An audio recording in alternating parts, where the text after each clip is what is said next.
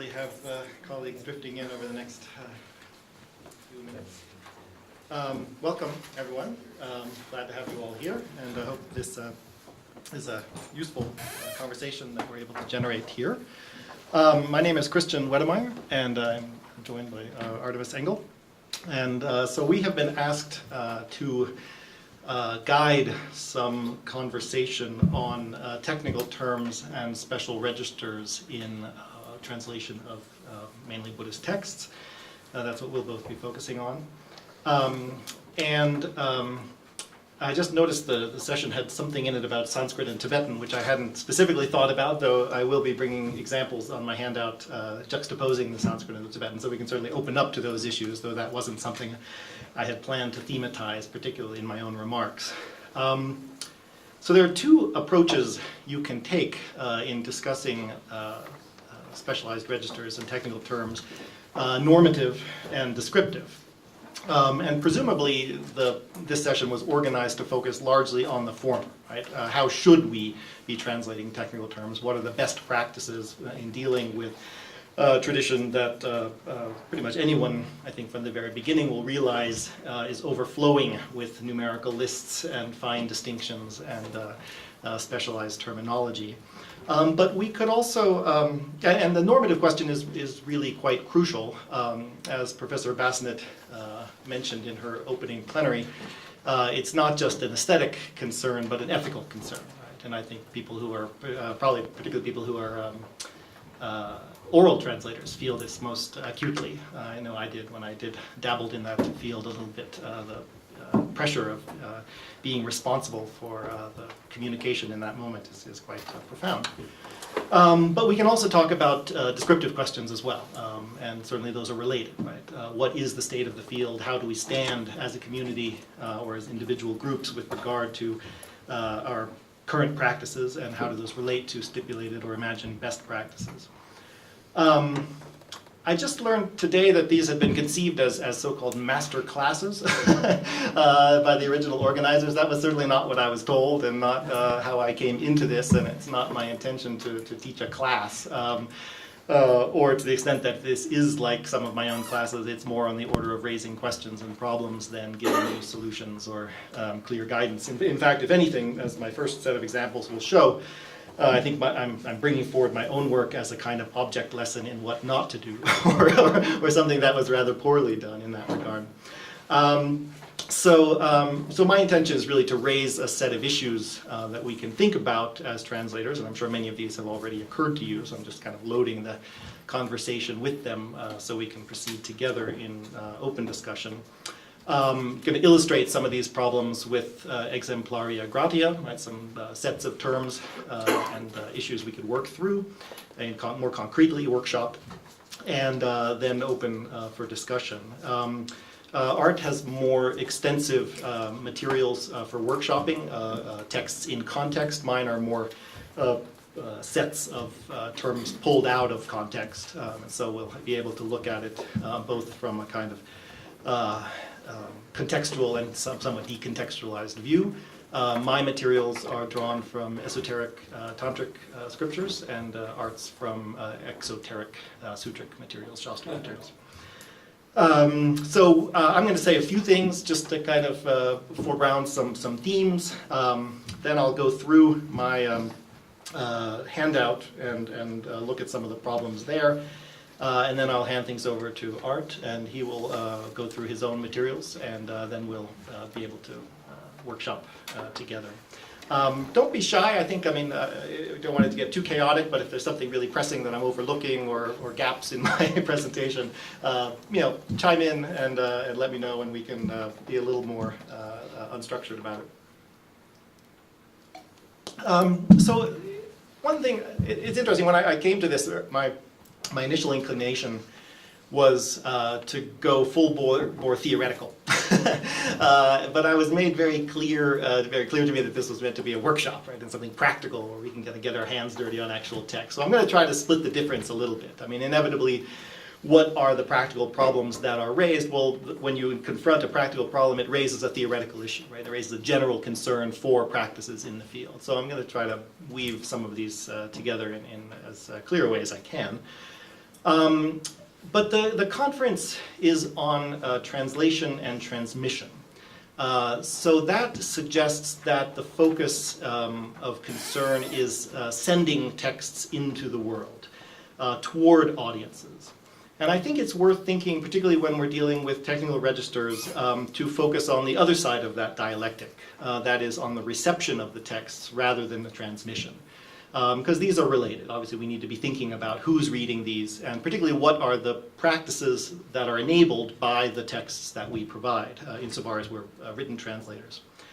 So one of the questions I think we need to ask is, how is it that terms come to mean things for specific communities of language users, right? Otherwise known as people?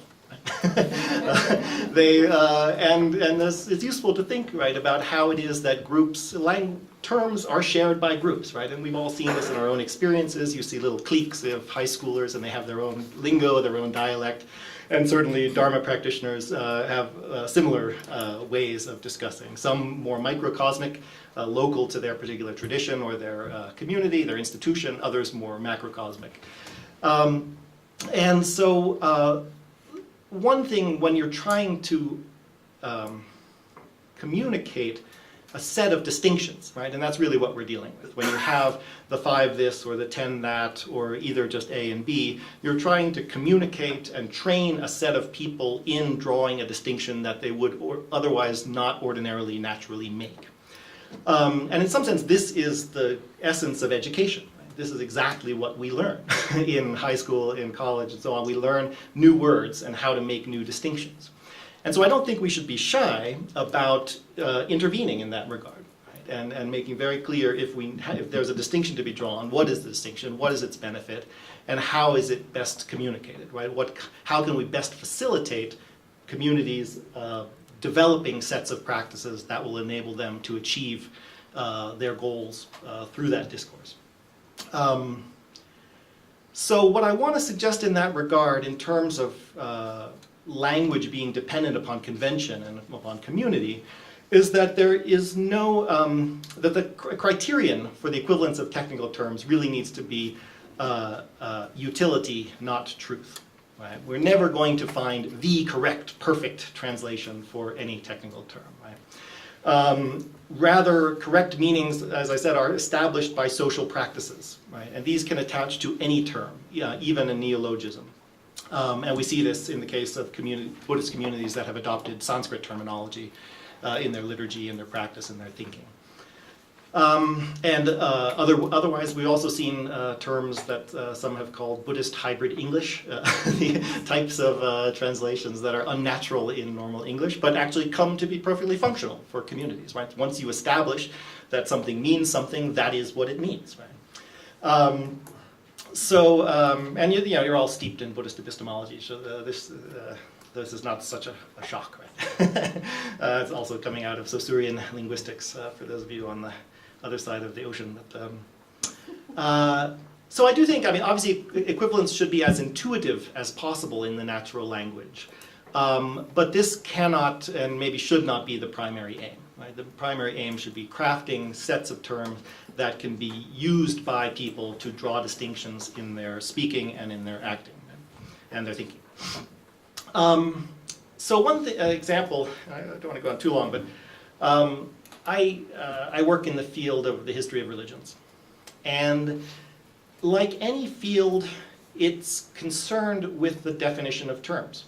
Actual sciences, right, in the broader sense of the term, systematic thought only succeeds on the basis of its nomenclature and a clear, again, developing sets of practices among communities that certain words mean certain things, so that when people have conversations, they're not equivocating. Right? That every time they use a word, the other person that they're involved with knows that that's exactly what they mean. And scholars of religion get all wound up when they don't fail to see this, that the definitions are stipulative, right? Systematic scientific definitions are stipulative, and they think, gosh, religion, we're trying to study religion, what is it? It must be out there somewhere in the world, and I'm going to catalog everything and find out what religion really is, right? That is, they're being epistemologically naive. Right? They think that there's a so-called real definition to religion, right? That religion has some existing object out there, some svabhava, right? That your sign can meet. But of course, yeah, more sophisticated Western linguistics and Buddhist epistemology shows us that this is not, in fact, the case, right? Religion is a set of practices, right, in which people make references to each other for particular ends. And this has actually led some people in my field to try to get rid of the term altogether. They say, oh, well, it's just conventional, and people develop it historically, and it's all loaded with imperialism and, you know, sexism, and we should just get rid of it. But then you just stop thinking, right? So what generally people that have their wits about them in the science of religion do is they just say, well, damn the torpedoes. This is what I say religion means. And whenever I use the word religion, this is exactly what I'm going to mean by it. And that's a pretty useful practice. Again, precisely because when we draw distinctions, when we have terms, we see things that aren't otherwise seen, that are not there.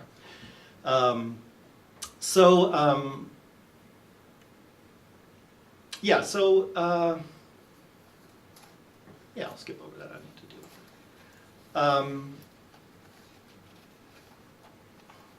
Oh, okay. Gone over most of my notes already in a rush.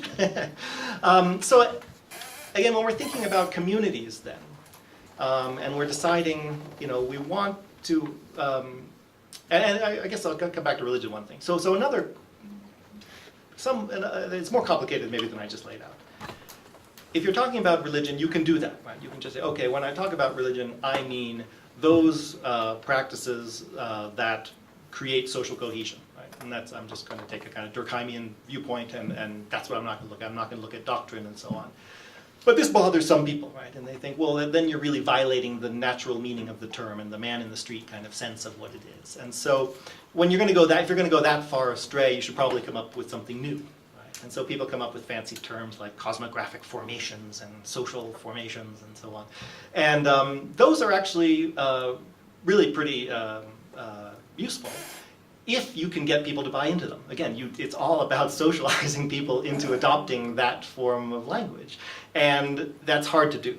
And so that's something also we need to think about insofar as the communities that we're dealing with are people that are, I think we can stipulate, are, if they get to the point where it matters how you define technical terms, there's a certain amount of buy-in that we can assume. That these are not casual people who can't be bothered to learn the list of the 10 this and the 5 that and the so on. So that, I think, should give us some courage to not be too shy and say, oh, everything we use has to be natural language and be as intuitive and simple as possible so we can make it user-friendly, right? If people are really, you know, beyond that stage, then we can push them a little farther. And so we might think, I just put down some possibilities of who our audiences are.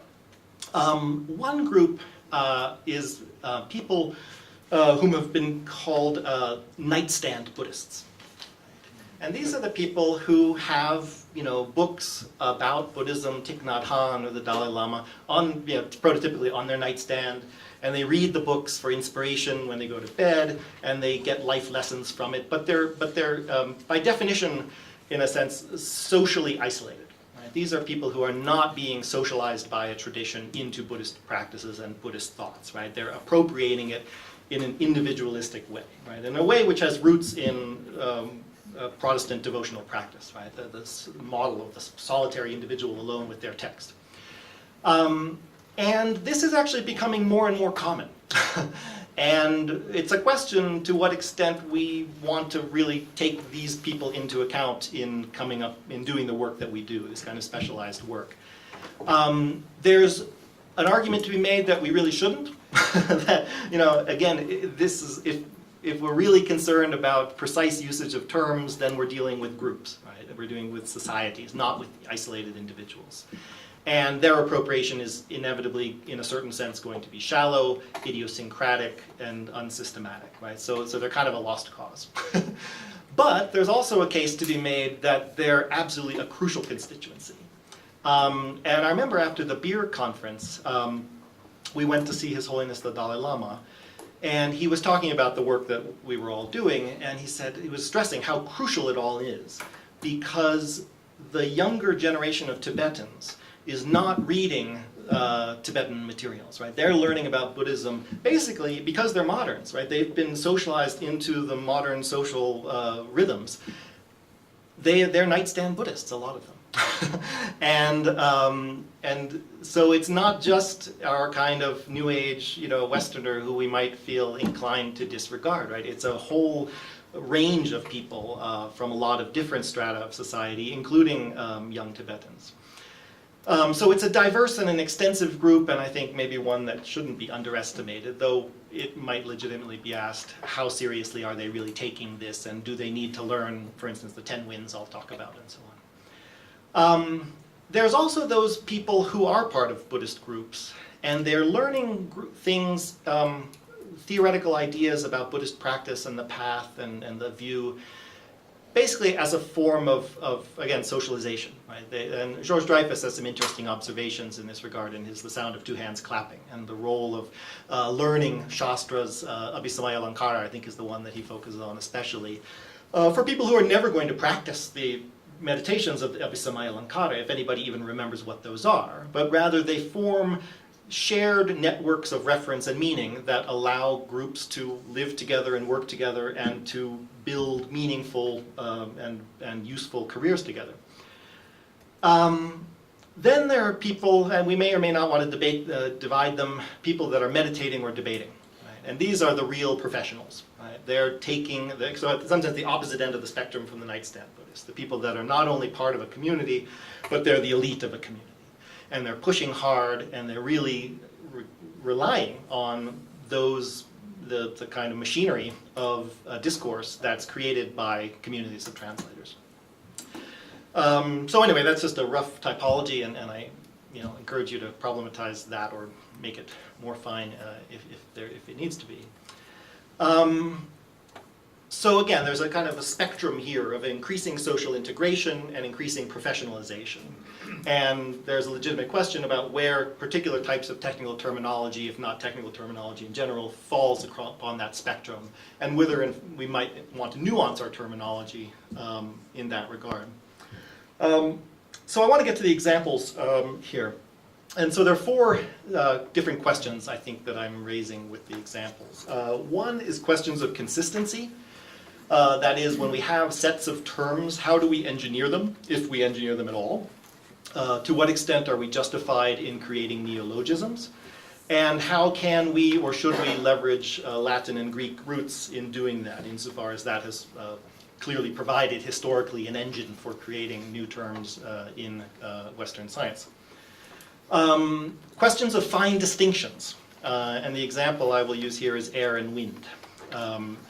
How and when should we pay attention to such niceties, especially if they don't seem to be noticed by the Tibetan traditions?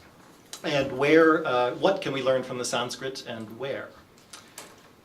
Three, questions of elegance and, again, consistency.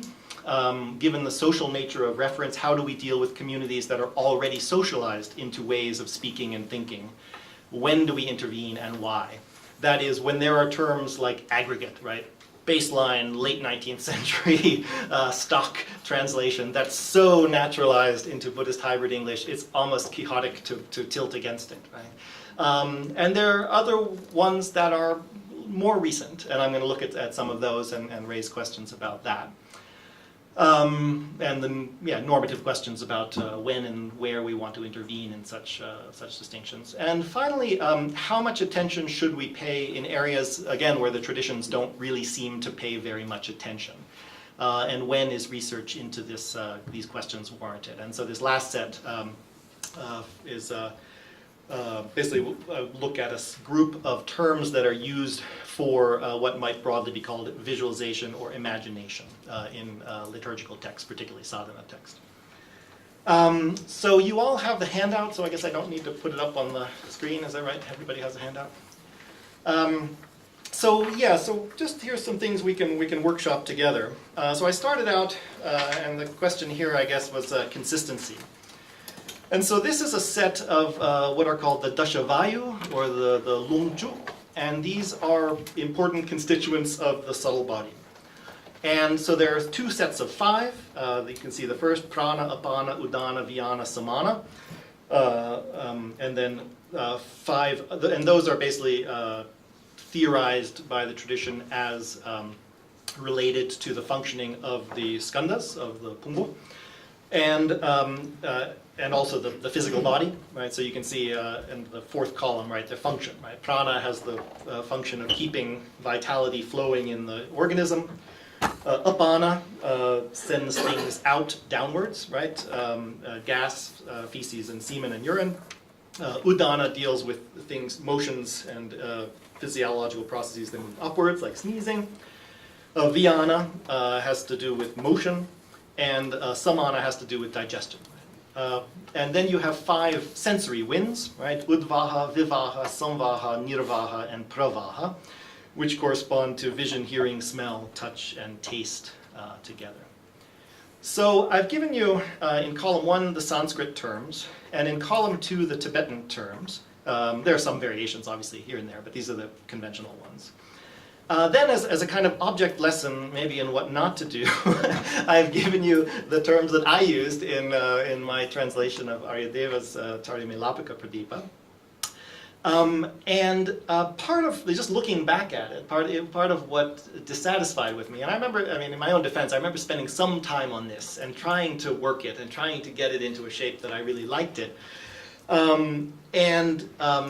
Particularly what I wanted to do was to keep it terse, simple, and not kind of Gunthurian in its long, exhaustive rephrasing of what are simple terms in the original.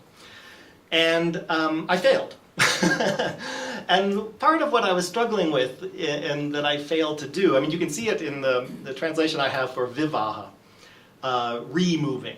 Right? What I was trying to play with, because you can see the construction of all 10 of these terms has a root and a prefix. Right? So, and this is described just below the chart. Right? So the first series is derived from the root un, which means to breathe. Right? And this is related to the various Latin terms around anima and animare, to breathe and to have inspire and so on. And then you have prefixes, right? So prana, right? This has the prefix pra, right? Raptu, right? To go forth or to do it well. And we see this in prologue, propulsion, and so forth. Uppa, right? Usually hlapa, in this sense, away. And we have apostasy, abnormal, and roots that prefixes that correspond to that. We have uddana, right? Which is going upwards, right? The tor. And here we have epi, like epigraph, epidermis, right, things that happen above, and so forth. And vi, right, which is actually derived Indo-Europeanly from dvi, from two, right? So it means to divide, right, or to split into various things. So we have divide and distinguish. This is nampar usually in Tibetan, almost exclusively. That's one of the few that's very, very regular always. And finally, sam. Which is similar to the usage of Sanskrit, to Latin con, right? Concatenation or concur, to do something together and bring it with. And the latter ones are done with the same 5 prefixes except nih instead of appa, which is another very similar prefix. And the root vah, which is to carry. So one thing I did wrong here was I was following, in the second series, I was following the Tibetan, right, using gyu, right, to move rather than vah, to carry, right. And the other thing I did, so for instance, samana, metabolic air, right, I was trying to translate the meaning, right, what is it that it actually does? So if you translate it as metabolic air, then it's clear that this has something to do with digestion and dealing with food and so forth. But it's a totally hybrid list, right? Pervasive air, ascending air, right? These don't actually communicate the way metabolic air is. So I was, like the Tibetans actually, because that's also a hybrid list, struggling to try to meet like 2 or 3 competing criteria for what the best type of translation term is. And I'm not convinced that that's the right way to go about it, though again I have an illustrious predecessor here in the Tibetan practitioners. And so somewhat for fun, though also as a provocative challenge, in the fifth column I've given a set of possible neologisms, right? So again, given that ana, or un, is coming from to breathe, right, and we have anima in Latin, we can have proanimate wind, right, using pra, the equivalent of pra and anima, or abanimate, epanimate, dianimate, or conanimate, right, as neologisms, but neologisms created, not just using the Sanskrit terms, but naturalizing them into English neologisms, right, as scientific people will do with, say, norepinephrine, right, nih is related to nor, right, so you can distinguish epinephrine from norepinephrine by creating a new English word that never existed in Greek or Latin, but, is useful in English. And then, vector and vehicle, right? These are European terms related to va. And so I suggested we could have epivector, divector, convector, and norvector, possibly, and provector as possible winds. At the bottom of the page, I note that there's also a set of true technical terms that occur in the Indian sources. So there's 10 terms for these: kotakya, kotavakota, kotava, katiraka, kolakya, kolava, kola, kolabaha, and kali, which are truly neologisms, right? These are basically gibberish, with one or two exceptions, gibberish terms that are made up to stand for these. So that's another approach that could be taken, right? And clearly was taken in the Sanskrit tradition. Then I wanted to turn to... Sure. In your function column, are you getting these from the Caryāmelāpakapradīpa? I am, yes. Okay. Yeah, no, there's going to be some differences in the chikitsa, the medical treatises and so on. Yeah, because for example, in the Untitled Chapter, where you have to pretend that the latter five are different, and the functions for all 10 of them are different in the Hindu tradition. Right. Or I should say Hindu traditions, because there's no consistency there. Right. Yeah, no, that's a great point. And I mean, I think samana is standard across the things because it has to do with the fire, the digestive agni. Strangely a different element. Anyway, but that's a really important point, actually. And so one thing we might also want to think about is how do we find technical terms that are not only suitable to particular subcultures, if you will, but were more broadly applicable. And it's possible that Greco-Latin neologisms might serve that function, insofar as they're half-empty signifiers in a way. Then there's the question of air and wind.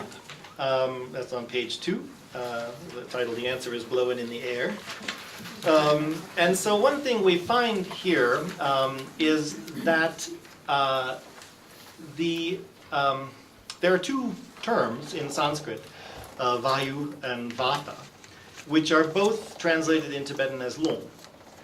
And they are consequently, in most modern writings, all translated as wind. And for various reasons, I preferred, and I looked a little more closely at the particular usage of these terms across one large corpus and some other texts, to see if there was really a way that we could decide one way or the other, which would we prefer in any one context. And I came down on the opinion that vayu is best translated as air, and that vata is best translated as wind. And what one finds is that in the context of these vital things, air is actually the preferred term. That is, vayu is the preferred term, not vata, though vata does appear. And so I thought I would look just briefly before this at some examples from Sanskrit literature and see, well, what do they prefer? Right? So just in non-technical vocabulary, how is it that people use these? And it's clear that vata is the preferred word for wind. Right? So there's a few examples from Buddhacharita, right? Vatahata Nāgārjuna, like a ship beaten or battered by the wind. Again, vata vavuhu, the winds blew. And yet, on the other hand, we see something like Vishvag Vavau Vayu Udirnavegas, right? The wind or the air blew in all directions with increased force. And one thing we have to keep in mind here is, again, it's natural, intuitive usage, right? And wind, for us, tends to be motile. and air is not necessarily motile. And I think, actually, a similar distinction holds in the Sanskrit, that vata is intrinsically motile, and vayu is more or less motile, and in fact, it's as I say later on, it's complicated by the fact that chalatvam, right, yoani, right, is in fact the abhidharmic definition of vayu.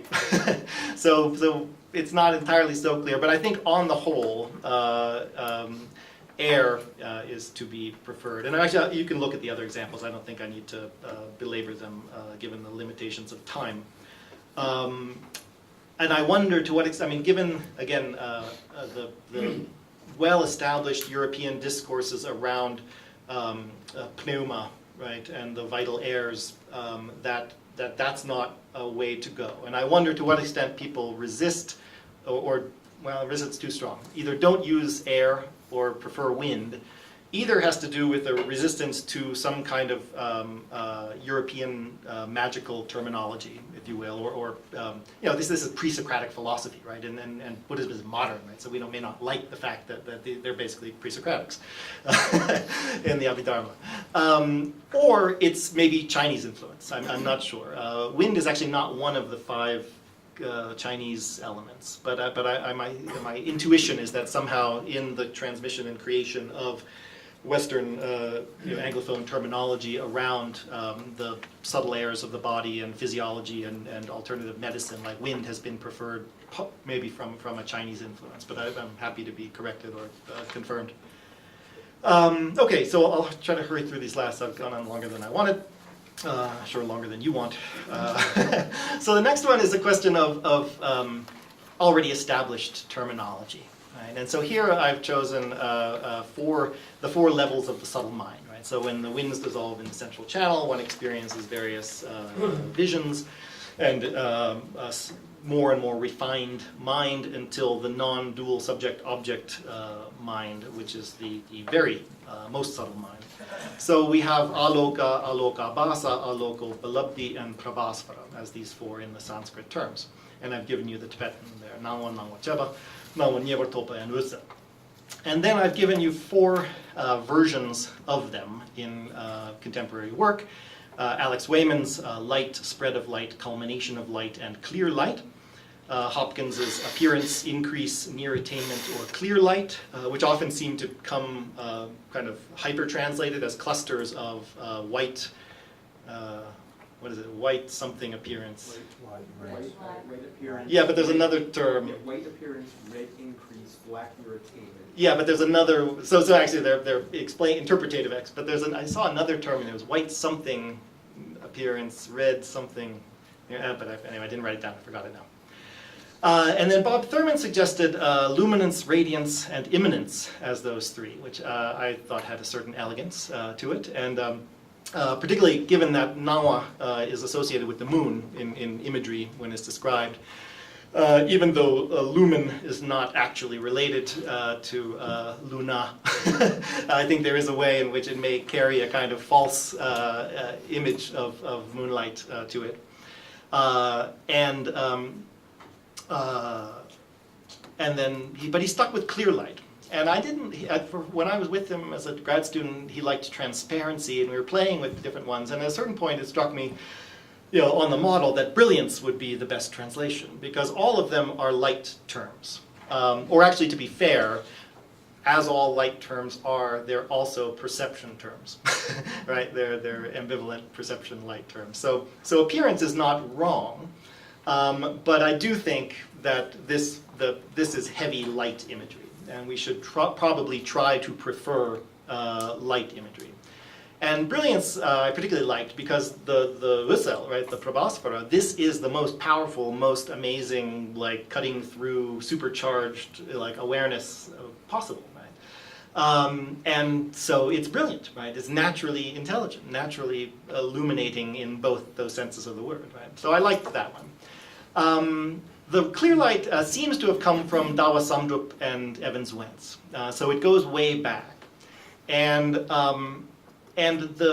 I think a whole generation, probably every major group that practices, and correct me if I'm wrong, practices tantric traditions that use these kinds of terms is currently using the Hopkins set.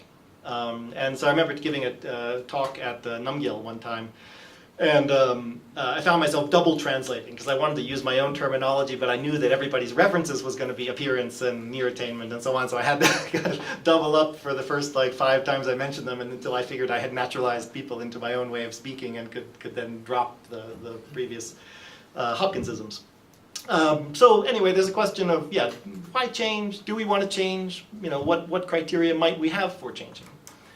And finally, again, very quickly, I was just zipping through the Pindikrita or Pindikrama sadhana, the Guhyasamāja sadhana of the Nāgārjuna.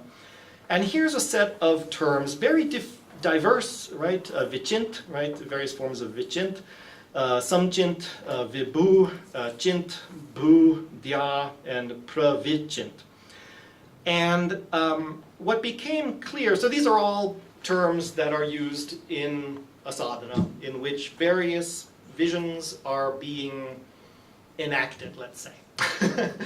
And maybe enacted is actually something I should have put in my English options, because that would go with Vibhu actually pretty well, Vibhavayat. And in general, the way Tibetan translation works, people like to preserve the upasarga prefix, right? So if it says vibhu, right, they use number regularly, and then they'll either translate the root independently, or they'll translate the prefix root complex secondly. And in that sense, the translated prefix is redundant. But here we have total chaos, basically, right? Under vichint, which should be number sum, right? We never see number sum attested at all, right? We see sum, we see ngebar gom, and we see sum, right? Under samchint, which should be yantakpar sum, we see one instance of yantakpar sum, but otherwise we just see samparcha. Vibhavayet should be number gom, right? We see number tak, number sum. Chintet should just be sum, but somebody throws in a number. I think it's Rinchen Sangbo, actually, of all people. Anyway, so not to belabor that. So these are key terms, right? And there's been a lot of kind of modern Buddhist theologizing around what term do we really want, right? Is visualization the correct term? Is imagination the right term? Or is that too fake, right? Do we not like imagine? Do we want to do something else? Do we want reflect on, or something hybrid like mentally create, which would go very nicely with the root to be, bhu, right? And it seems like the Tibetans could give a hoot. Like, it's all kind of good, right? You just kind of throw it up there, I guess, right? Or, I mean, another case could be that it's this is inverse, right? So it could be so-called metric causa. It could be that they wanted to, but that will not deal with the changes in the root, right? That you can throw in an extra prefix to get the rhythm, but that doesn't. I don't think you're going to change the root just to get a rhythm, right? So there's a legitimate question in my mind about whether we want to tie ourselves in knots, about coming up with the, how exercised we want to get about our technical terminology, when it seems like, at least at one moment in the Tibetan tradition, it seemed like things were pretty casual. Thanks.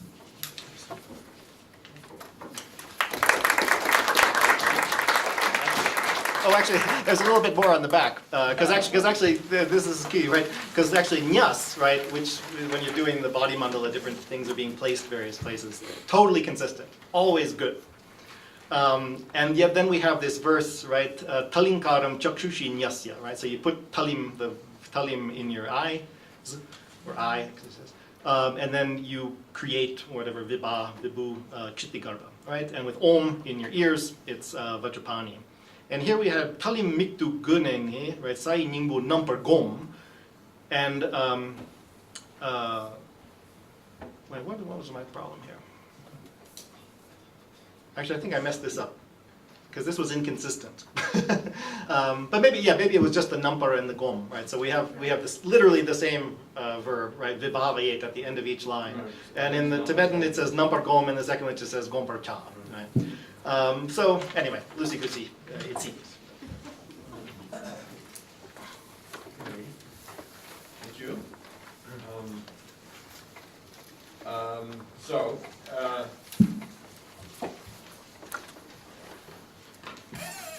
what I propose to do in trying to make it reasonably concise is to kind of describe some of my own experiences in my attempts to translate. Partly show some of the things that were problematic for me or that I struggled with. And also some things that I discovered just in the course of looking at material and were sort of surprising in a way, and and in sharing them with you, sort of propose something, I guess. So with that kind of general overview, my interest, my experience largely comes from two general areas. I started out, I had a wonderful opportunity to study the Abhidharmakosha Bhashya at the very beginning, before I really even knew much Tibetan. I only studied for about a year. That was kind of sink or swim for about 3 years, and it was amazing. I think I learned a lot. One of the main things that came to me out of that was a particular interest in Semjum, right, in the Chaitasika. And the reason that it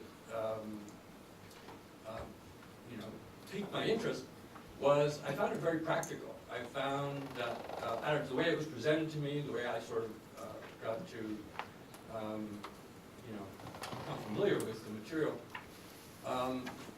it was very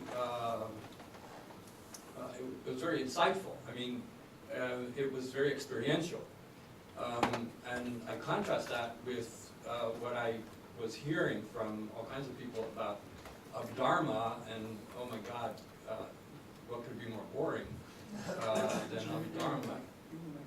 Oh sure, I think it's on. There we go. Sounds better. And my experience was, completely the opposite of that.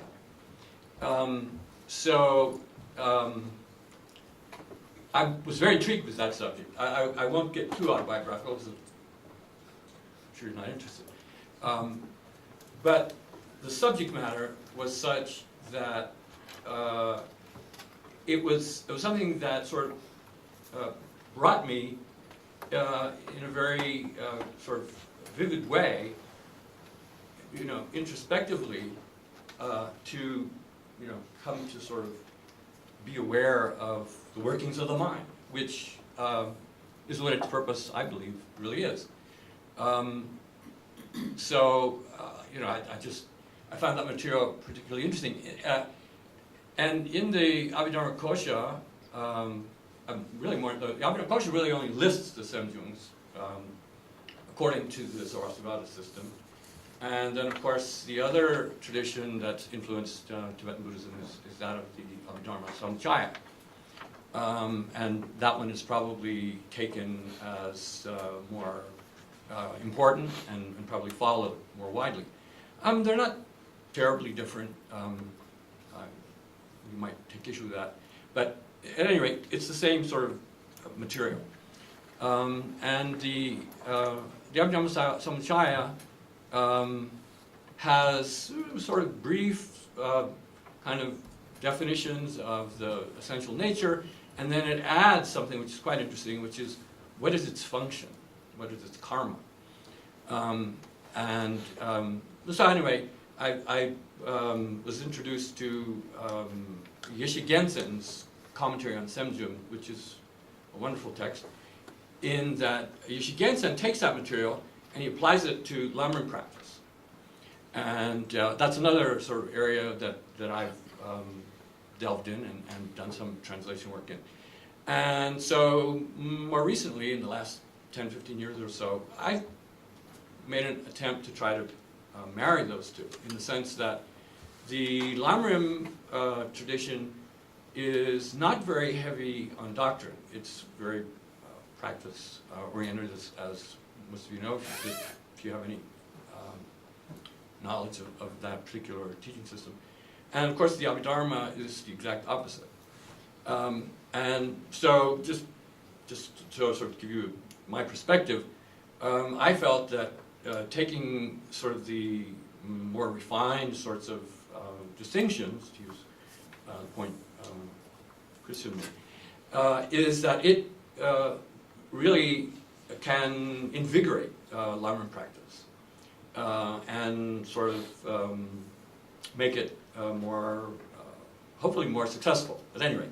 So that's kind of where I'm coming from. So that's my background.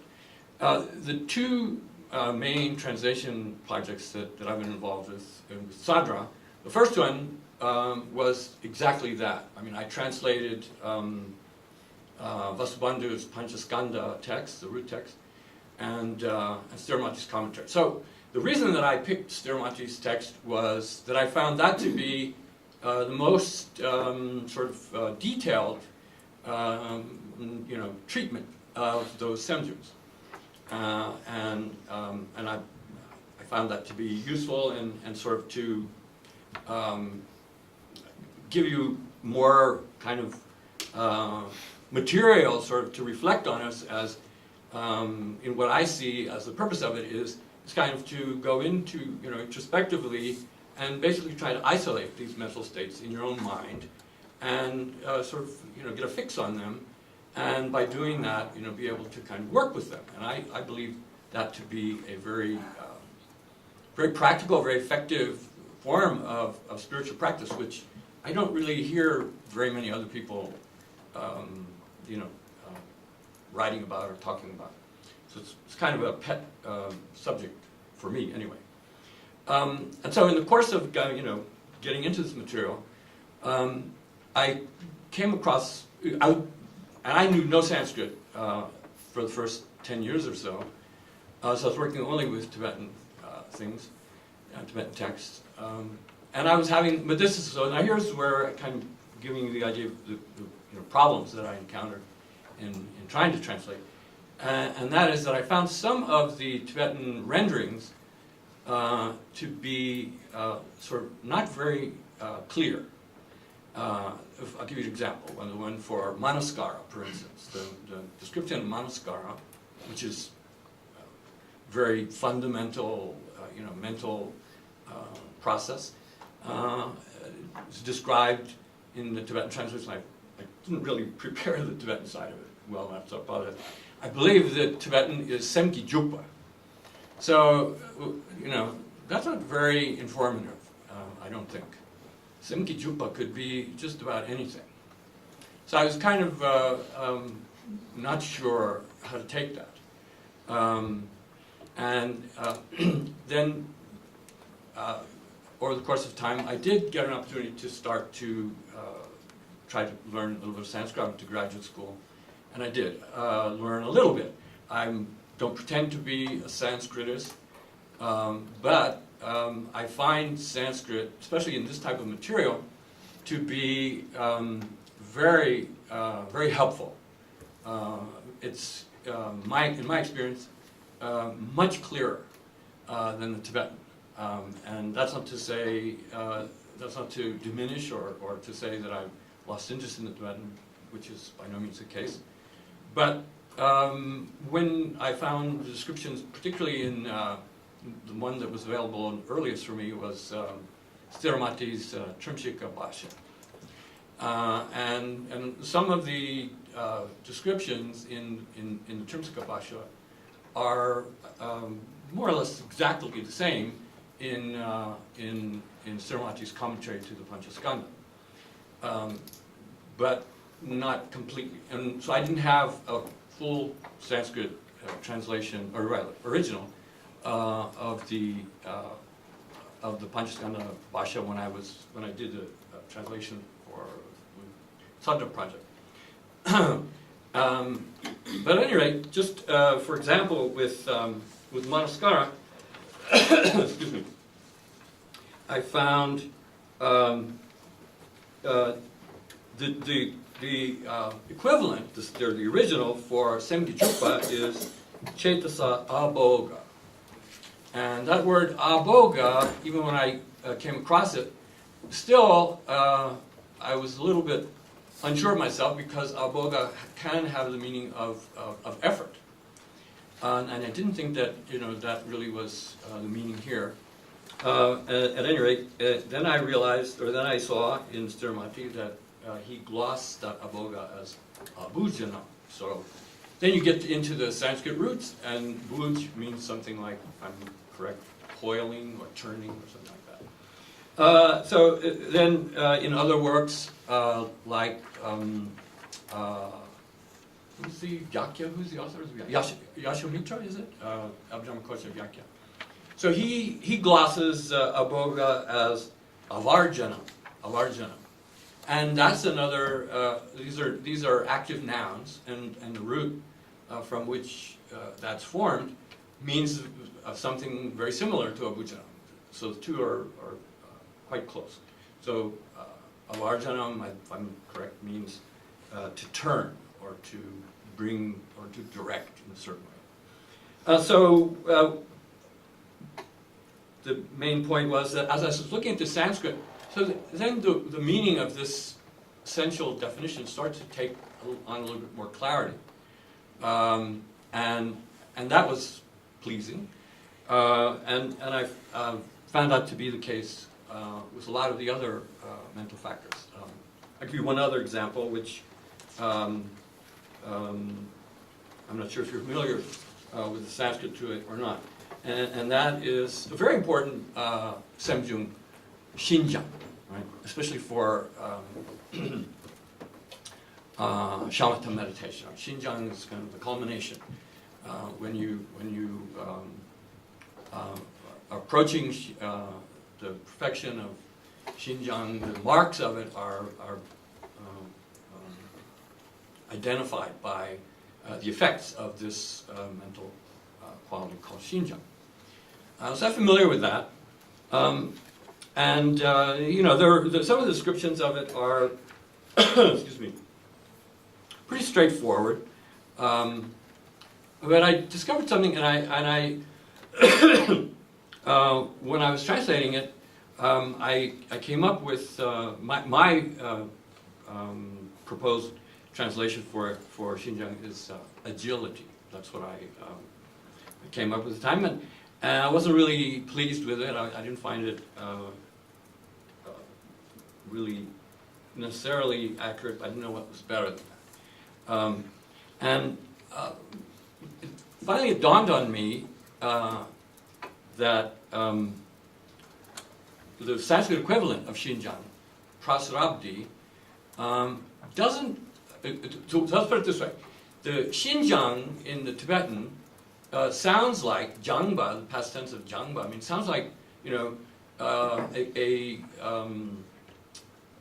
some mental state that by its cultivation, brings you to some level of, jang would be like refinement, right? Something like that.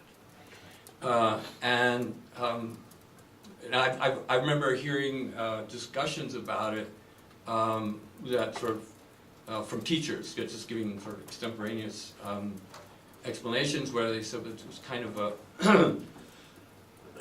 a kind of suppleness or kind of the example of a gymnast, that kind of or what do they call these people that can contortionists, right? They can move their bodies around with amazing flexibility. That shinjang is sort of like that, but in a mental sense. Then if you look in Sanskrit dictionaries, the root, I think it's shram, S-R-A-M-B-H, in at least in William Williams, is very confusing. It has something to do with like trust or confidence. I didn't seem to really. Sorry? didn't seem to be very appropriate. What is it? The Buddhist Sanskrit Dictionary. I'm not sure what the source was, but offers something different. Come to mind what something. There's another word about something about relaxation or there's another word. I don't recall. So it finally my current sort of feeling about the term is that what it really means at this point is sort of a stilling or a quieting of the obstacle that Xinjiang is supposed to overcome, which is Daoshtulia, right? This sort of resistance, or how do I translate it? I translate it as I can't remember the translation. What did I say? But anyway, resistance, physical and mental kind of resistance to, to whatever effort you're trying to apply yourself to, and so that struck me that Xinjiang then perhaps is not even properly understood by Tibetans that coined the term, because they seem to think of it as a kind of refinement. Process of refinement that brings you to this kind of physical and mental ease that it brings. When I think it really means something more like quieting or removal of that Daoshtulia, that sort of resistance to. I think Trump Rinpoche, tell me if I'm wrong, did he say cooked? Excuse me. Completely processed. If you could wait until you have No. Yeah, okay, I'm sorry. Trump Rinpoche, I think he said, Judah says completely processed.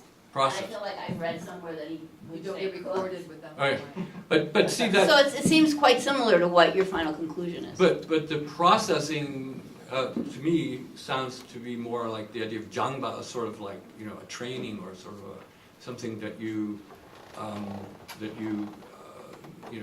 by your exercise you kind of reach a level of proficiency almost, something Right, like that. cooked. Cooked.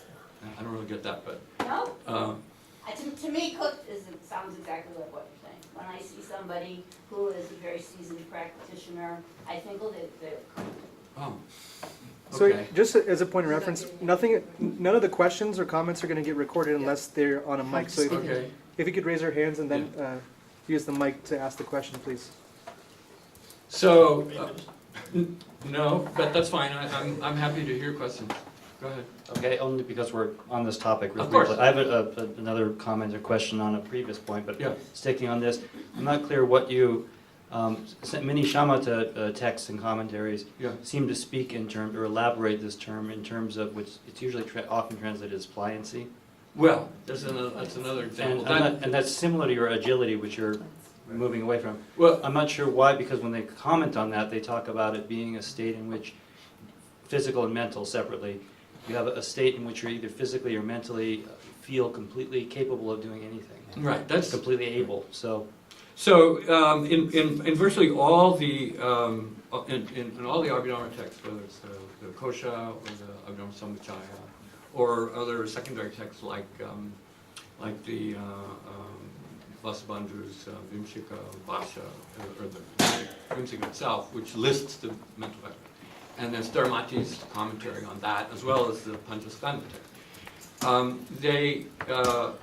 They give it sort of the essential quality as lesrungwa, right? To use the Tibetan lesrungwa ni, right? That's the pliancy part. That's where facility or something like that. But that's not literally explaining what prasarabdhi means. I'm sorry. Prasarabdhi. What is actually prasarabdhi?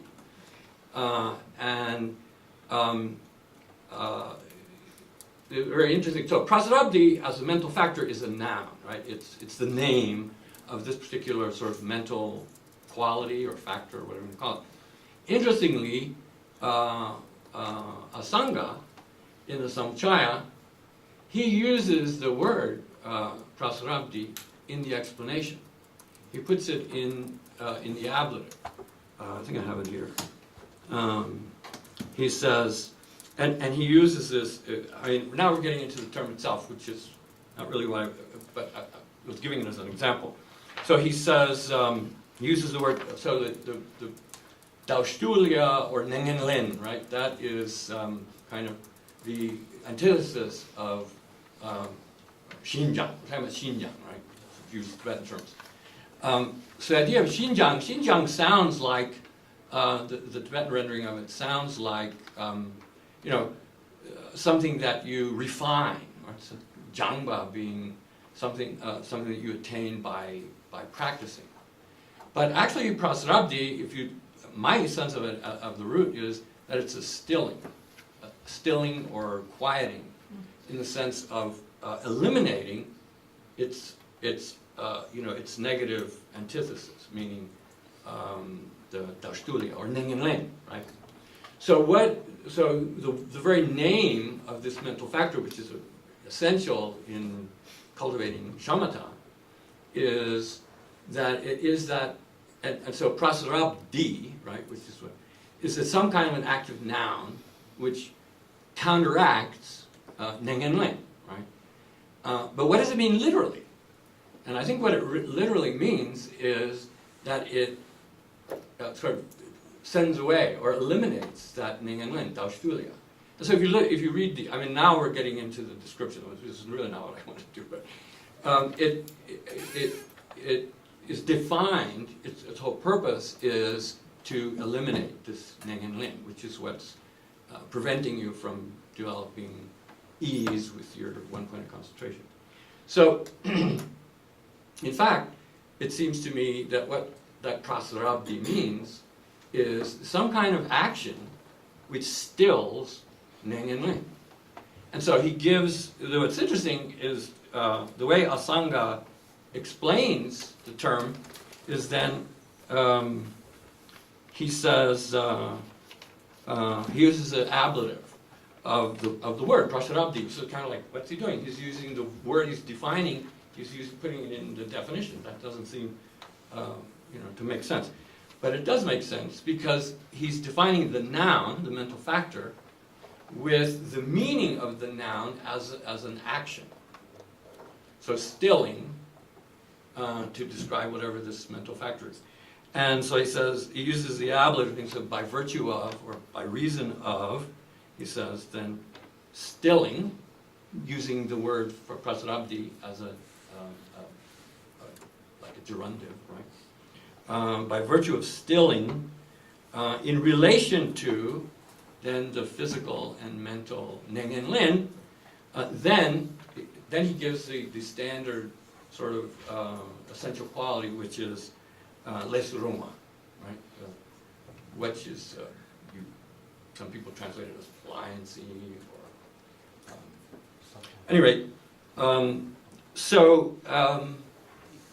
This particular example, the reason that I introduced it, is that it's an example to me of a case where the Tibetan translation itself, I mean, this might sound controversial. I don't mean it in a harsh way or in a demeaning way. It's just my sort of observation.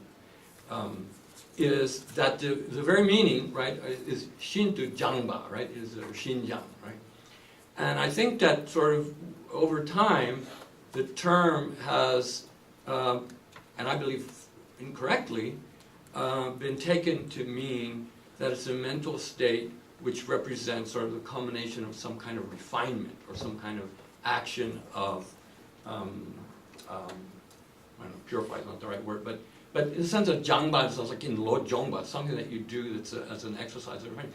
But I don't think that that's literally what the original Sanskrit means. I think prasarabdhi means something like an action which stills, or an action which eliminates, sort of an eliminating quality in that it, removes or sends away this, whatever Nengenlen means. So, I translate it as indisposition.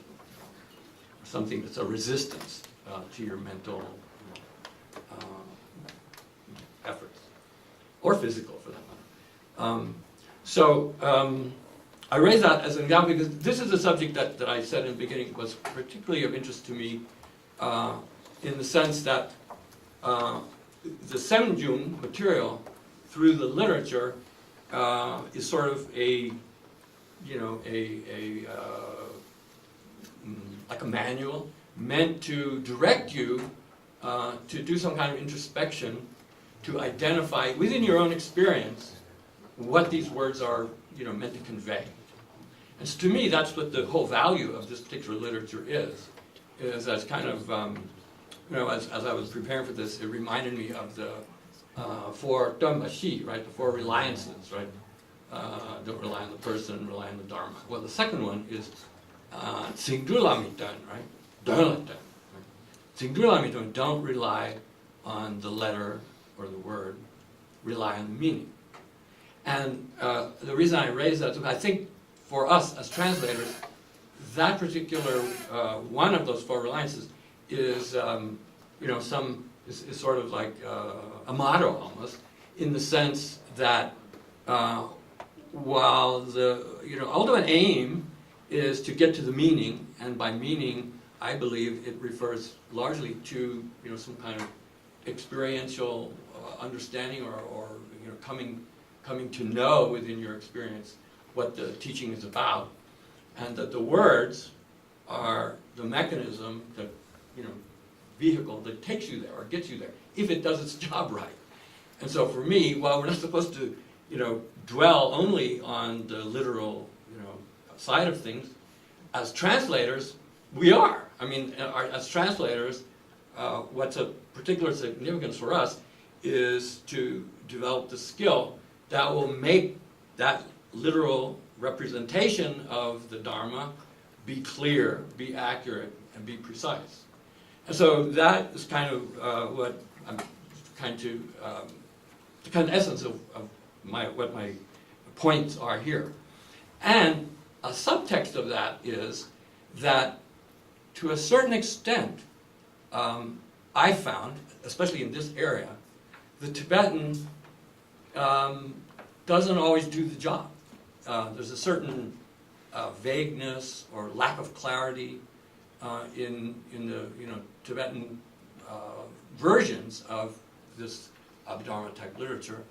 And so in my experience, what I've discovered is that if you have the opportunity to develop any kind of understanding of Sanskrit, in my case it's very, very limited, but it's also very effective for the task of translating this kind of literature, which comes obviously from literature, Indian literature, which is still available.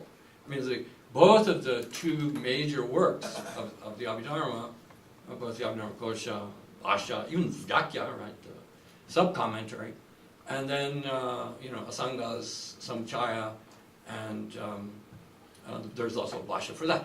And so, in Sanskrit. And so, if you have the opportunity to delve into the original, it can be very, in my opinion, very useful, very effective in getting clear on what these descriptions, which are the Tibetans have placed a lot of importance on, and you see in native Tibetan works, that as translators, I believe, and this is kind of the theme of what I'm trying to present to you, is that it is very worthwhile to, if in certain areas. Now, perhaps if you're just dealing in purely native Tibetan literature, perhaps poetry or whatever, what I'm saying may not be as relevant. But if you're dealing in some of the philosophical material, certainly in this area of Buddhist psychology, I find it extremely useful to gain greater clarity. That's one example. So, I don't know if I express it close, I'll say it again.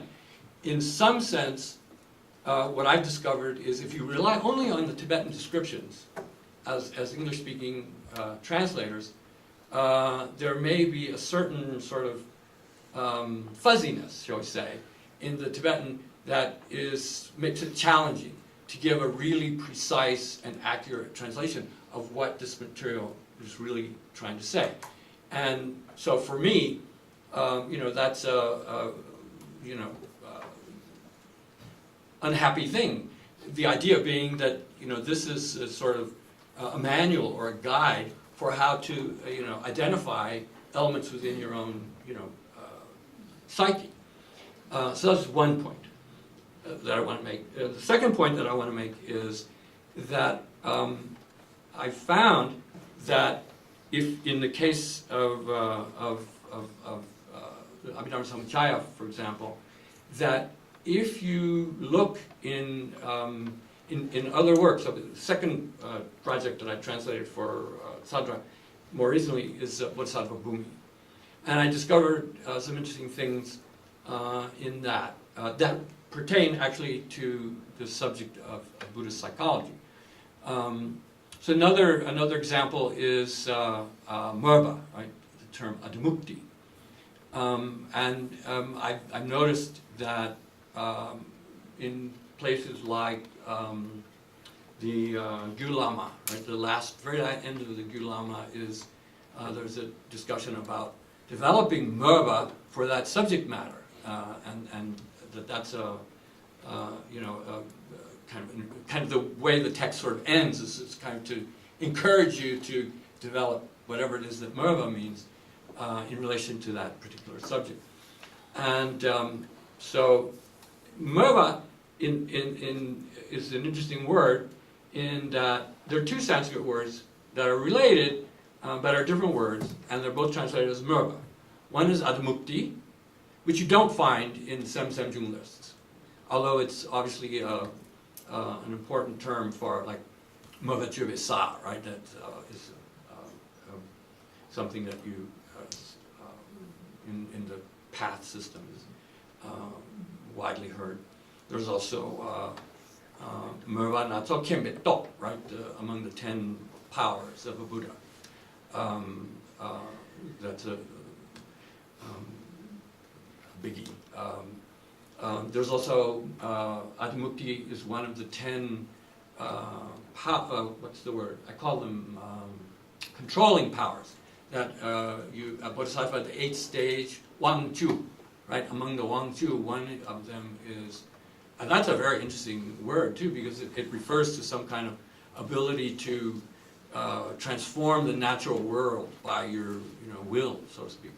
So that's kind of interesting how that relates to the other uses of the word Merva. At any rate, so why am I talking about Merva? I noticed in one of the earlier translations of the Gyulama, I think it was a Japanese scholar, Takakutsu, something like that. I'm sorry. At any rate, he translates it as faith, Admukti, Merva. And then more recently, the text on the Dodegen, the one by AIBS, right, the people from Colombia, the guy hiding behind the computer. They also translate it as faith. Okay, so what I discovered, yes? All right, well, let me go on while you're waiting for the microphone. So what I discovered is in the Bodhisattvabhūmi, at the beginning of, I think it's the 8th chapter, Vasubandhu gives a very interesting description of what he calls Merva Manwa, or something like that, for 8 particular subjects that is, I don't want to get into them, but the idea is that the Bodhisattva should develop what I translate Merva as devotion, a kind of strong interest or a strong, desire to cultivate or further your knowledge. And he uses Asaṅga uses 3 terms to describe Merva. He says he says, Deva mundu droa. Right? So that means it's not faith, but it's preceded by faith. And so, because you have faith in these subjects, right? Having, in whatever manner you develop a sense of reverence or a feeling of admiration for subject matter, then Merva itself, he gives two essential qualities. Ruchi in Sanskrit, which is gawa, and the second one is ngeva. Right? So that second one is a sense of conviction. So a combination of conviction that this is important, and gawa in the sense of that you like it and you are drawn to it and you want to pursue it. So the combination of those two qualities are, as Asaṅga describes it, kind of the main features of adimukti. I found what should I say, sort of revealing as to how to take the term. Yeah. In fact, in Stiramati's commentary on the Dodegyan, he says at the beginning of the chapter on Merpa, Yeah. he says a Merpa is Depa. I'm sorry? He says Depa, Merpa is the same as Depa. He just says that Oh, right at the beginning. well, maybe that's where it comes from. And possibly another, something else as well, I can't remember, but I do remember he says quite specifically Uh-huh. Merpa and Well- Depa are the same. Okay. The only thing is, Deva is another Semjung, and there, if you take it from the Abhidharma Samachaya, there are three kinds of faith, none of which are Merva. So, at any rate, maybe that's where it comes from. So anyway, the reason that I raised that second point here is that by reading Bodhisattvabhūmi, I chose the project as a translation project. Specifically, for a number of reasons. First of all, it's an important resource in Lamrim literature. It's quoted, snippets of it are quoted at various places throughout the text. So I kind of had looked them up in the original text, and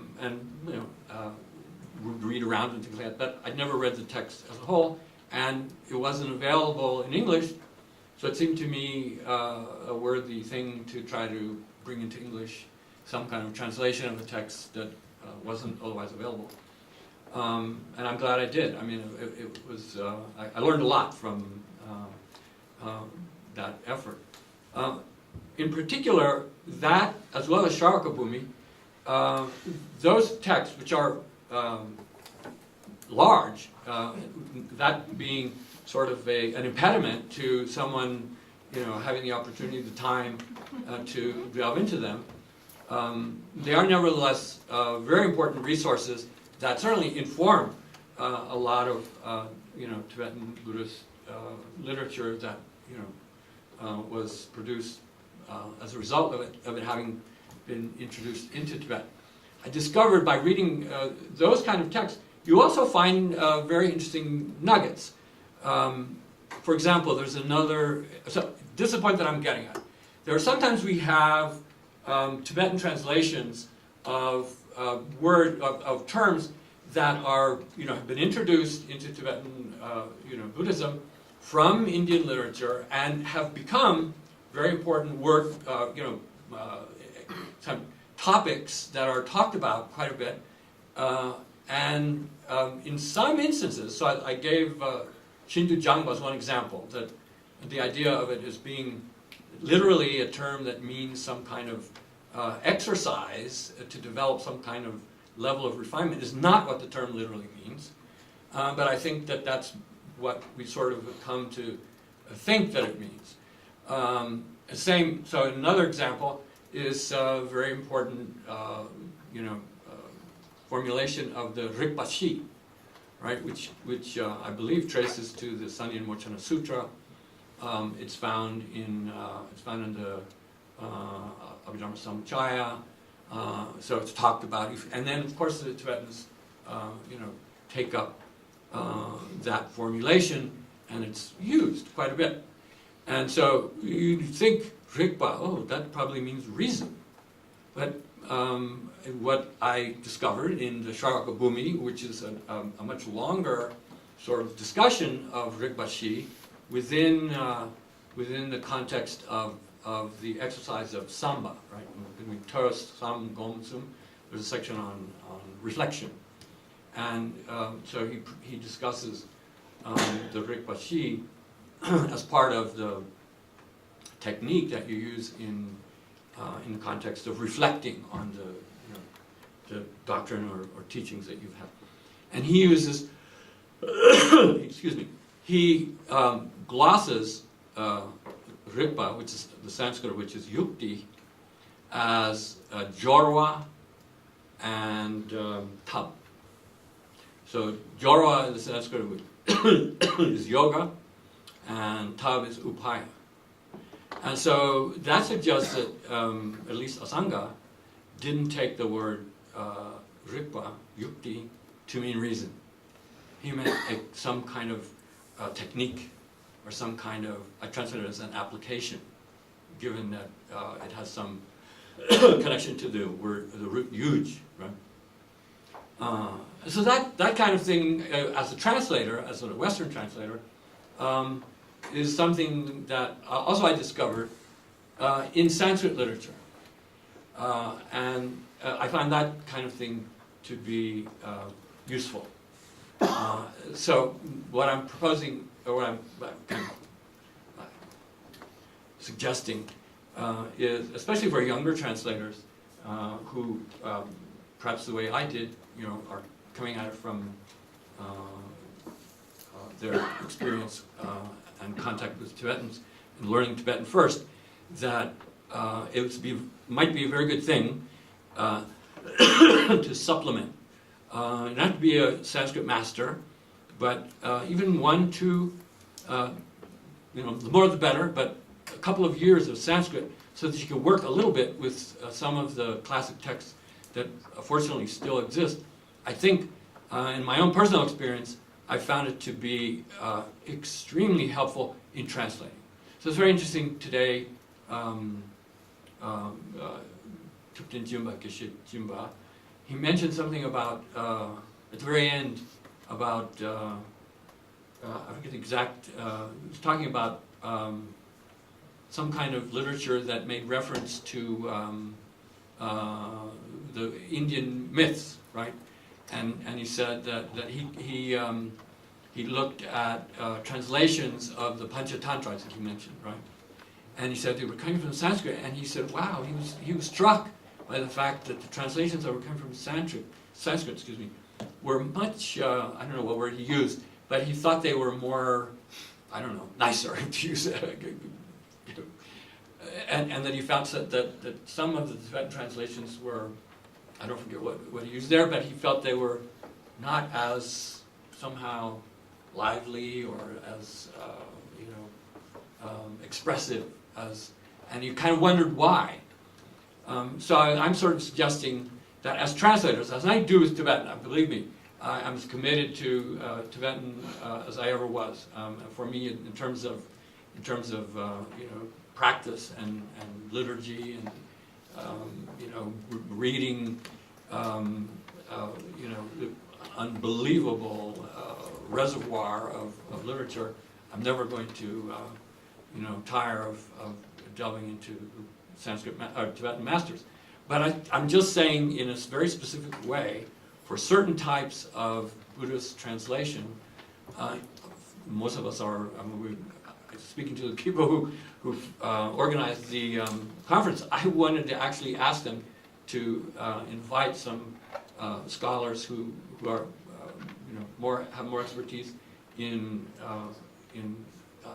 dealing with Buddhist Sanskrit literature to come and maybe talk here. And they kind of thought that it wasn't, how should I say? It was not relevant, or anyway, it was put off. Anyway, that's kind of what I want to share or suggest, is that as translators, these Sanskrit resources can enable us, I think, to do our job, in a better way. I feel I've benefited from it. sorry, I've gone on. If I read Apologies. the schedule correctly, we have about 20 minutes. Is that Okay, right? so Um, let me, I had this handout, which I haven't even touched on, and I'll just refer to it rather than go through it. In the Bodhisattvabhūmi, if you look at the very first page, it says, it gives the outline of the subject matter, that there's the Jubu, that the whole text is made up of these 10 topics. And number 7 is Yongsu Dzimba, right? And I give this as an example because I really struggled with what that word really meant. And so this handout, which is, I don't know how many pages, 6, 7 pages, is many examples of the term Yongsu Dzimba that appear in the Bodhisattvabhūmi.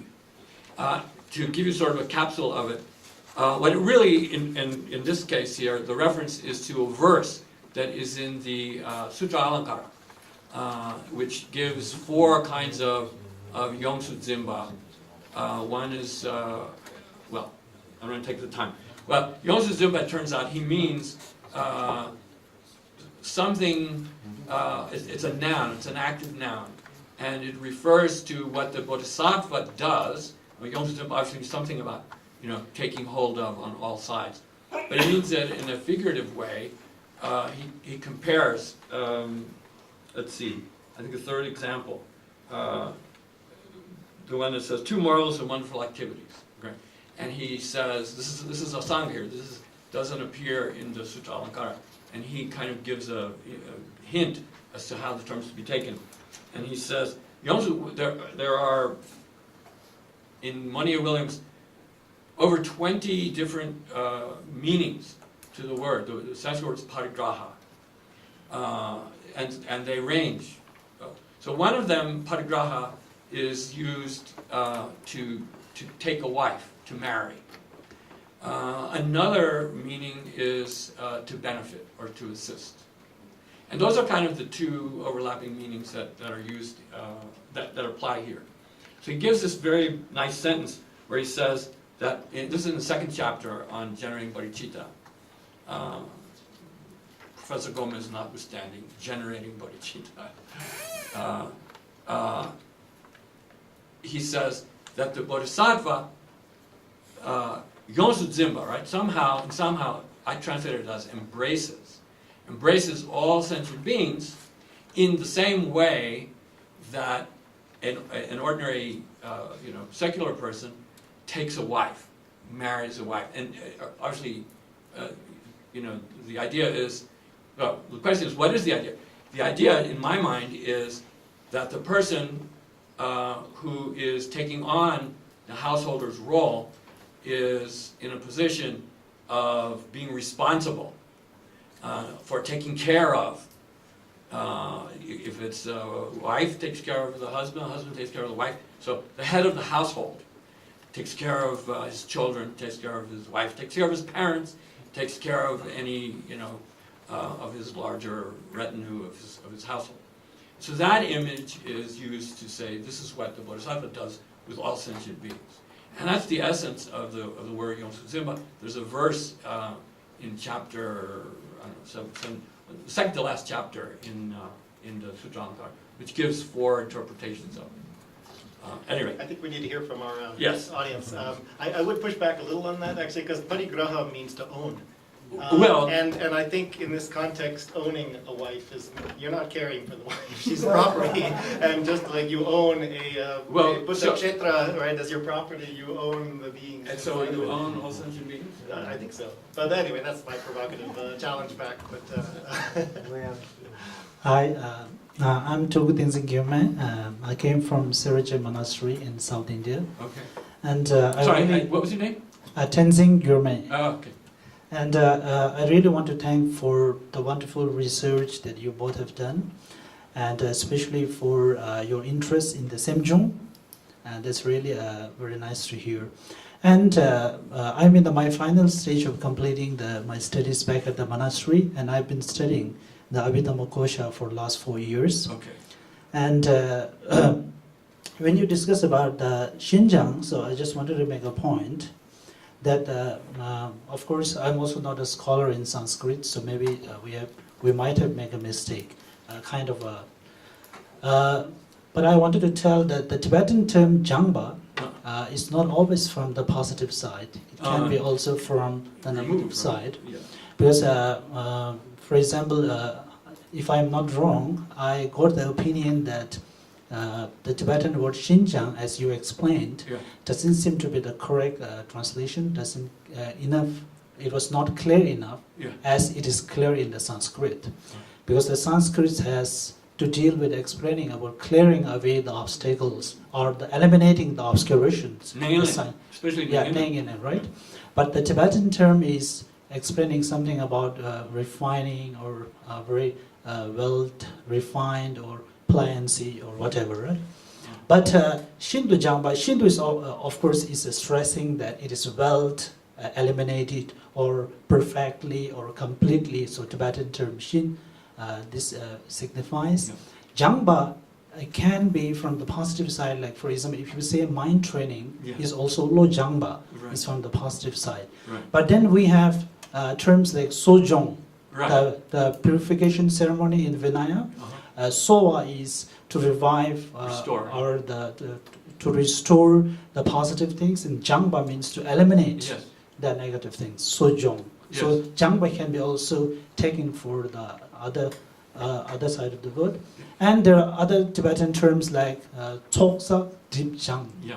and all of this. Yeah. So I think that so Xinjiang may be quite close to the Sanskrit in this sense that if you are able to take the meaning of the Jangba from the both sides. I agree with you. I agree with you. But I think that there's a tendency to think of it more on the positive side. When I think I'm speculating, Yeah. but I think that more correctly it should be taken to mean Yes. the Nengelen Jangba means it got rid of. Yeah, that's true. Yeah. I mean, even the word we can take from the positive side or the negative side or whatever the side. Yeah. But if you look at the 10 mental placements that is explained in the Shine in order to develop the calm abidance or shamatha meditation, so the Xinjiang has a very active role. It comes at the end, Right. right? So we have the Xinjiang, Lu Xinjiang and Sim. Sem Xinjiang, physical, and the two, the pleasures. So that's one thing. Yeah. And the next thing is, we discussed about the merba, and I think that when you, I mean not about you, but any one of us, when we study the Abhidhamma Kosha, and especially the Abhidhamma texts, usually the explanations and categorization of the Semjong that is coming from Abhidhamma Samuchaya, we in Tibetan Ngombo Kundu, and Abhidhamma Kosha are quite different. So there are a series of the classifications, and even the definitions of the Semjongs are quite different. So that is the important thing that we have to keep in mind. So in Tibetan we call it Ngomba Gongwo, the upper Right. and the lower Sure. Abhidhamma. Yeah. So Abhidhamma Samujaya and Abhidhamma Kosha. So the reason why I wanted to say is Merba can be translated as, Merba can be understood as a Deba. But according to Abhidhamma Kosha, when they classify the 51 or 76 different mental factors or Semjung, they have the base level, they have Semgi Samang Chu, which are the omnipresents. That has to go with all the primary mind. And Meba was one of them. Okay? But Deva was not one of them. Right. So Deva comes in the second category, which is the omnipresent of the positive minds. So Deva goes with all the positive mind, while the Meva goes with all the minds. So that is the rule of Abhidhamma Kosha, the Semjung's rule. So which tell us, to summarize, that Deva and Meva can both go together. So the rule of the Semjung or the mental factor is that one particular mental factor, two mental factors which are of same cannot go along with one. Which means one mind, primary mind, can have only one mental factor that is omnipresent with that mind. So this is the rule of, for example, you cannot have two devas with one mind. You cannot have two sowas, so like this. So my point is that actually generally if we study the mental, this one, Semjung, Meva is not a deva. But there may be instances like the Dodegen and where Meva can be explained as Deva, I think that's not wrong also, because a part of meva can be explained as deva. So meva can be positive, or even negative mind can be a meva. That's the thing. And second, sir, when you explained that meva is preceded by deva, that is according to this one, Abhidhamma-samujaya, because when Abhidhamma-samujaya categorized the five set of the five mind that cognize the object, so they have on the first list deva, then meva, the faith, then meva comes next. So faith draws, if you have the faith in something, then you generate the interest in that object. So, yeah. Deva, Dumba, Deva, Dumba, meva, Dumba, Sherab, the Yizimara. Deva, Dumba, Zunru. Meva mane. Oh, that is another category. Yeah. Okay, so anyway, yeah, and one last comment about this one for the Rigpa, and I think this is even debatable in Tibetan grammar, Rajguri and the one with the sa. Sari. Right. Oh. So many scholars now they say that the savan is only for Gyumsen, reason, while the one which is without the sa is for mind, Yeah. Rigpa. But that is exactly not true. So we have evidence of the ancient text that both were used in the same way. Oh. So I think that they both can be used in the same way. That's all. Thank you. Yeah. No, thank you. Sorry, I won't be long. On that point, just quickly, there's an expression used politically anyway, very recently. Rangde rangme, rangi de rangde rangme, rangi deva rangi mebares. You know, Oh, rangi deva rangi meba. your faith is your faith Yeah. is according to your own liking. Yes. So the deva rangme is not to say rangde rangme. It's used by the certain so-called protector. Proponents who want to sort of criticize Dalai Lama. They say Rangde Rangme.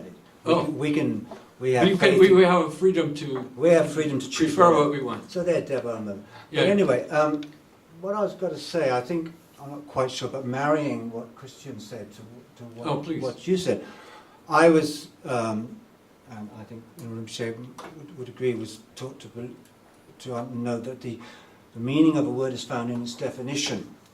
So in like Xinjiang or Merba or any of these words, the meaning is found in the definition. So, and you mentioned the definition as it's found in the Sanskrit and it's found in the Tibetan too.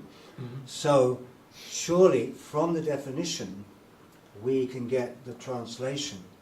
Now, wait, let me finish. Go ahead, sure. From the definition, you'll get the meaning of the word, and also what you said also, so that these words, especially the Semjung, relate to states of mind, yes. Some of which we already have at any one time. Like yes. We have them. We don't have to go search it. Xinjiang maybe not, but Merba certainly we have, and Sherab and things. Yeah. So they are not inaccessible to our own sort of ability to find them. So we can find them. So relying so heavily on the Sanskrit, maybe slightly excessive reliance upon Sanskrit, where in this particular case there may be a bit of a gap now and a slightly irrelevance to the actual usage of the term and the definition of the term and the identity of the term that we can find in our own being. That's all. I'll take it. Okay. If I could comment on that. I mean, one thing that came to my mind, certainly there are cases where the Tibetan tradition has either taken some liberties or glossed over some distinctions in its translations, but functions perfectly precisely because the community is socialized through the definitions to understand those distinctions. So in fact, Lakbar Merpa, I like to use ambition actually for it in a kind of the path sense, but it also refers to a specific kind of visualization, right? It could be in there with boo-boo and so on. But people recognize the difference in context because they're trained in those discursive communities. Yet, as you pointed out, there are also times where it generates false etymologies and false associations. Yeah, I was going to sort of following on that, Christian. Thank you for your excellent presentation, both of you. But Krishna, I think we don't have time really, but I think you asked so many important questions without necessarily resolving them, which I don't think was your aim, but you asked the right. That's above my pay grade. Yes, I think you asked really the right questions, and I hope we can continue to discuss this maybe at large at the conference, particularly about when do we, try looking at the Tibetan and Sanskrit. I think is absolutely essential if the Sanskrit is extant, and trying to compare what was going on. Coming up with translations, whether the neologisms. I think it was an excellent exercise. I'm assuming your fifth column there is something you wouldn't recommend, probably. But in general, the idea of certain neologisms certainly works. And when could we, in certain contexts, like you suggested, try to change a particular community to adopt a new word in English? I think that's an excellent idea and an excellent question. What I wanted to turn to is on your last page, second to last page, third page. This is also from the CMP. This list of Vichintayat, Vichintya, etc. No, that's from Pindikrama. Oh, it says here. Oh, yes, okay. I think this kind of listing of terms is excellent, and I would note you wouldn't get this in a glossary in the back of a book, which would be sorted either by the Sanskrit term or by the Tibetan term. You wouldn't see that these were necessarily correlated. And if you were translating them differently in a translation, imagine here, visualize there, again, you wouldn't see they were correlated. So it would be a desideratum, perhaps, to create glossaries that are sort of functional glossaries, precisely like this, a page that looked at related terms, 5 terms in this case: imagine, visualize, reflect, mentally create, enact, and make glossaries that do that then show this.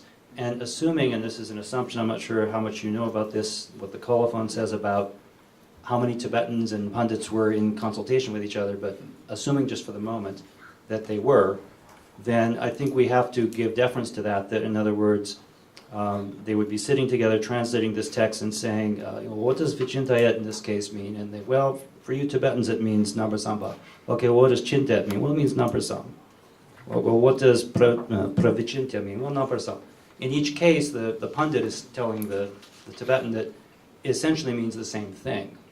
Now, that's important just to note that. In other words, it's not that the Tibetans are mistranslating this or something, but the team is saying this means the same thing. However, going back to translate it into English, I think there's great value, if we have the Sanskrit, in trying to come up with maybe slightly nuanced different terms for each of these Sanskrit terms, whether you use visualize, but use it consistently. So if you always translate Vichintayat a particular way and so forth in English, but with a range of meanings in English, which, as Jimpa has mentioned, we sort of have this larger range of possible choices in English, but to do it consistently. So that's just my comment, and thank you very much for. Great. If I can just briefly Yeah. say those. It was an all-star cast. I just looked it up. I mean, it was Srinakar Varman and Rinchen Sangbo, double-checked by Changnotsawa and Devendra Ruchi. So clearly somebody thought that's the way it was supposed to be. This was not sloppiness, I don't think. I think that's a basis for a new dictionary. That's but, one word in Buddhist hybrid is not going to give us. No, but I did do something like what you suggest with the Caryāmelāpaka glossary. And actually I was going to recommend one way of working with these terms and trying to refine them. You can be aided by using really big books. And so what I went through is I took every single lexeme in the entire book in a word chart with all the Tibetan translations, and then I sorted them. And then I checked where I had more than one English translation for a certain term and where there was more than one Tibetan translation for a term. So they're not all clustered together, but if you look up Vichint in my glossary, it will give you the multiple Tibetan translations that are given there, even if I disagree with them. Yeah, and then actually it was in doing that process that Vayu really came to my attention. And I began to think, do I want to make a distinction here? How is it going to work? And I think it is useful, as you say, to try to aspire to, not one-to-one correspondence, because obviously terms like parigraha and karma and so on have a wide range of meanings. But in particular technical usages, yes, if we can nail them down in an elegant way, that is a good exercise. I will try to be very brief. I study Sanskrit, and I've been working with Sanskrit and Tibetan translations and Abhidharma materials, and I don't have it fresh in my mind, but I'm absolutely on board with your idea that You what? I'm absolutely on board Oh, thank you. Thanks. with your idea that on board translation. With your idea that the Sanskrit gives us a tremendous amount of information, especially about terms in Abhidharma and other things. One of the things that I would kind of clarify is that it's extremely useful for etymologies. So there's etymology is very obvious in Sanskrit, and it's very kind of regulated. So it's very helpful on that front. But also, many of these definitions that made it into Tibetan, which are explanations, are also available still in Sanskrit, and those definitions through which you get the term are also there. But I want to make a caution as well. I'm absolutely on board that everybody learns some Sanskrit so you can actually start to just look something up in a dictionary and you start to get, it's not that hard to really get to the point where you can use a dictionary if you're not used to that. But there's a caution here because just as in Tibet, we need to rely on lamas and experts and other things. Sure. There's a vast sort of authority structure that we're missing for how to deal with the Sanskrit. Yeah. And for instance, the two things you brought up, if you look up and you see shram and it means pacify, you can also look up trust, and there's another one that shram can also mean be worn out. Right. And then you're getting closer to, and it also can be associated with effort. Yeah. So there's various, just for shram, you have effort, worn out, and then jang makes sense. Or for adimukti, for instance. You have two different etymologies, and these are different people in different places looking at it. One is saying much in the sense of release, release toward. Or direct towards. Yeah. Release oneself into. Send the mind towards. In the sense of you give yourself over to something. Right. You release yourself into it with conviction or determination. And the other one is much in the sense of gladden. So much, so they're using this root. So now you have the understanding of ngepa and gawa. So these are etymological things. If you're not aware, could be linked. Yeah, right. If you're not aware, a reference to both of those. Yeah. So in this context, even though we need to take this stuff into consideration, all the Sanskrit elements, and then you look at what he says, and he says, and he says, we have to become very sophisticated to understand the context in which many of these comments are being made. Yes. In certain contexts, we could say faith is conviction. But that doesn't mean those two terms do not have their differences in different contexts. So in the Dode again, if he's making that statement, it could be a gloss, it could be an explanation, it could be a specific thing. Here, faith is nothing more than conviction, but in another context, it means something more. So we have to be very careful and read around. And I'm not suggesting that I'm in any masterful place, but I've seen enough contradictions of very skilled commentators. And we'd like to take a commentator, a Sanskrit commentary, and say, it is authoritative. Yeah. It says it here in Sanskrit. Yeah. But then there are 10 different versions of them. They're various commentators, and they're working from different systems with different agendas, so we have to be a little bit sophisticated. But on top of it, I absolutely agree. Without the Sanskrit, I don't know how anybody can make their way through some of these terms. Yeah. And I think Tibetans would be very surprised that a lot of their terms are actually from these commentaries. For instance, you say Sangye. Right. It's Kosha, the Vibhud and Prabhupada. It's Vibhud and Prabhupada. They're really listening. So I've learned to distrust the immediate feeling that the Tibetan is wrong. And no, I want to emphasize that. In Xinjiang, in Xinjiang specifically, I had that suspicion at one point, and then I came to be convinced that actually they have a very interesting point in Xinjiang.